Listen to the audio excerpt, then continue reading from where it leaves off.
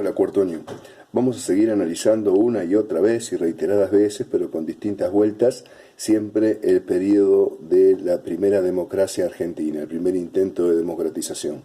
Así que aunque ustedes lo vean reiterativo, esto es para que desde una puerta o de la otra todos podamos terminar entendiendo todos estos procesos.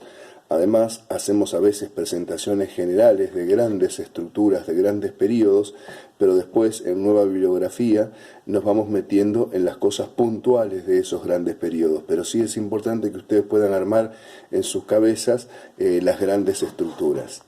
Entonces, esta vez vamos a estar analizando el periodo, en vez de ser el tradicional que se analiza, que es el de 1916 a 1930, o sea, del ascenso de Irigoyen al primer golpe militar de la Argentina de Uriburu, se va a ir más atrás desde 1912, que es cuando la ley se crea y cuando se pone en funcionamiento por primera vez, que en realidad no fue en 1916, ya la ley 1871, que es la ley Sáenz Peña, se había puesto en funcionamiento el 7 de abril de 1912 para elegir diputados nacionales. Ya en esa oportunidad empiezan a ganar puestos de poder en distintas regiones radicales y también socialistas. Hay que darle una importancia fundamental a los lugares de poder que va adquiriendo el socialismo en la política argentina. Igual, en grandes rasgos, yo quiero que ustedes sepan que este periodo que comienza con Irigoyen, aunque el texto lo plantea desde 1912, pero el video que yo también le subo sale desde 1916, es el ingreso de Irigoyen al poder. Casi todo el Senado en su contra y todos los gobernadores provinciales parte del Partido Conservador, actuando de manera, no sé, burocrática y utilizando las artimañas legales para frenar cualquier acción transformadora de Irigoyen. Por eso Irigoyen va a recurrir muchísimas veces a el recurso constitucional de intervención federal sobre las provincias rebeldes. Marchas y contramarchas de Irigoyen con los trabajadores, y ustedes ya saben, hemos hablado creo, sobre los hechos emblemáticos, tristemente célebres de la Patagonia rebelde, la huelga de la forestal, la Semana Trágica, que son momentos históricos en los que durante el gobierno de Irigoyen se producen brutales represiones a los trabajadores. También durante el gobierno de Irigoyen se permite que actúe la Liga Patriótica, que eran los hijos de los ricachones que salieron a matar gente, como ya se los expliqué en otro momento, la ley de residencia, bueno, que eso es anterior igual. El contexto internacional también juega un rol muy importante. Obviamente la Argentina no es una isla y se está desarrollando la Primera Guerra Mundial, ¿no es cierto? Esto trae consecuencias económicas y despierta reacciones sobre la clase trabajadora que después tienen como respuesta la represión que emana del gobierno. Pero sin embargo también hay acciones transformadoras positivas. Una de ellas es la reforma universitaria, que transformó lo que era el sistema del funcionamiento enquistado, oligárquico del siglo XVIII, de contar con cargos vitalicios y con una única élite exclusiva en la universidad, por una universidad autónoma, autártica, con nuevos programas, con cargos por elecciones, con concursos. Y esta reforma es tan importante que trasciende las fronteras de la Argentina y se transforma como el sistema universitario, ¿no? Es importante también tener en claro que muchísimas prácticas se perpetúan durante el gobierno radical. Por ejemplo, el clientelismo, poner amigos en los puestos de poder, el caudillismo, todo eso perdura durante este intento de democratización. Y se desarrolla lo que se llamó el personalismo, que divide a los radicales entre personalistas y antipersonalistas.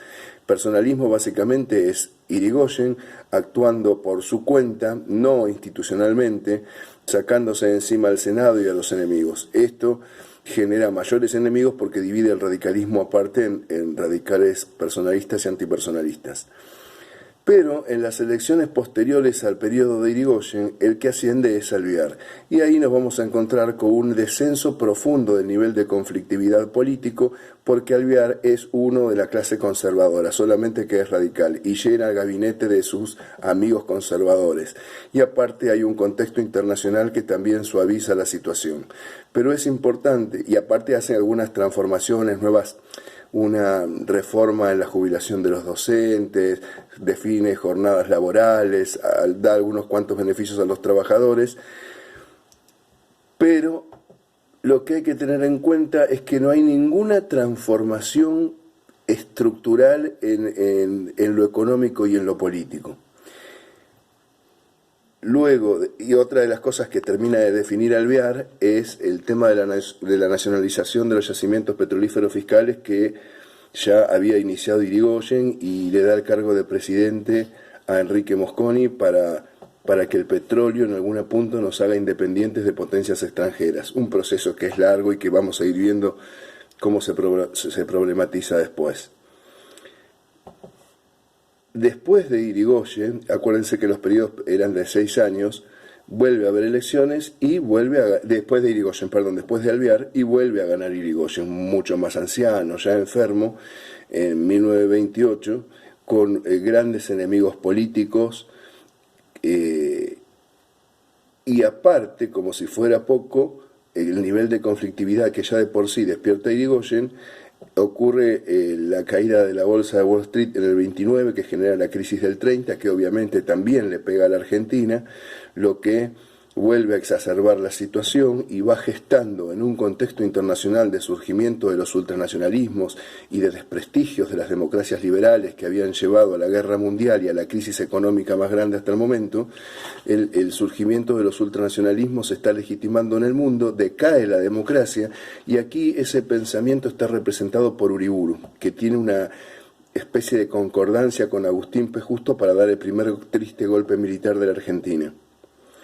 Estos son los grandes rasgos del periodo, pero aparte el texto va a plantear algo que se relaciona con que en realidad nunca jamás hubo un quiebre verdadero, que este juego de democratización que se guardó al Senado jamás tuvo un cambio de hegemonía del poder, siempre quedó la burguesía a la cabeza, se repitieron las prácticas, lo que se trató es solamente de descomprimir, fue un hecho de ingeniería social que buscó legitimar el poder, y por eso se presentaron el Partido Conservador, dirigido por Marcelo Ugarte, que era el gobernador de la provincia de Buenos Aires, y el Partido Demócrata Progresista, dirigido por Lisandro de la Torre.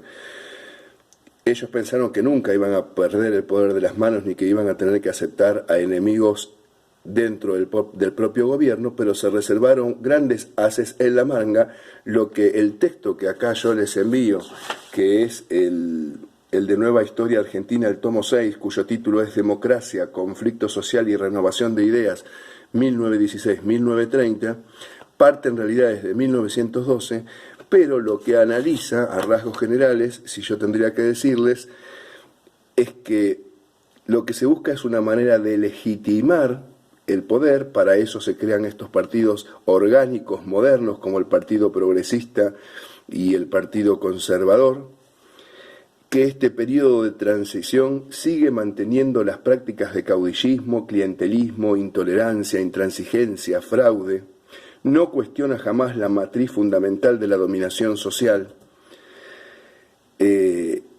permanece y perdura el carácter burgués de la hegemonía. Fue un hecho de ingeniería social, un periodo que termina con el primer golpe militar de la Argentina. Esto es lo que plantea el texto, y yo lo que les pido, acá en el Word se lo voy a indicar, es una tarea muy simple. Y aparte, una guía para analizar el video. Bueno, espero que la explicación les sirva y nos veremos en el próximo encuentro. Un saludito para todos.